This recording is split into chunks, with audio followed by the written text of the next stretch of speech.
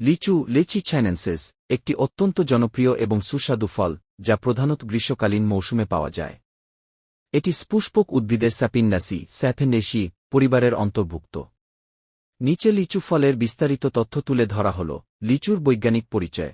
বৈজ্ঞানিক নাম লেঞ্চি চাইনেন্সেস পরিবার, স্যাপিন্ডেসিয়ে উৎপত্তিস্থল দক্ষিণ চীন, মালয়েশিয়া ও ভিয়েতনাম। স্থানীয় নাম লিচু। লিচু গাছের বৈশিষ্ট্য উচ্চতা, গাছটি সাধারণত 1.0-1.2 মিটার লম্বা হয়। পাতা যৌগিক, চকচকে এবং ডিম্বাকার। ফুল ছোট, সবুজাভ সাদা বা হলুদ রঙের, থোকা আকারে ফোটে। ফল ধরার সময় গ্রীষ্মকালে, বিশেষ করে মে থেকে জুন মাসে।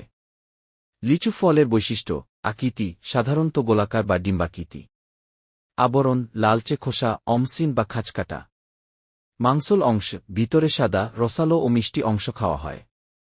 বীজ মাঝখানে একটি চকচকে বাদামি বা কালচে বীজ থাকে।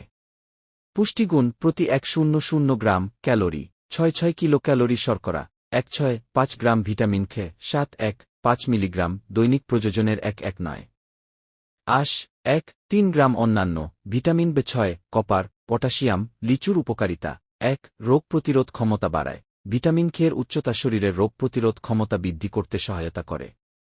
2. অ্যান্টিঅক্সিডেন্ট গুণ, ফ্ল্যাভোনয়েড ও পলিফেনল ক্যান্সার প্রতিরোধে সহায়তা করতে পারে। 3. ত্বক ও চুলের জন্য উপকারী।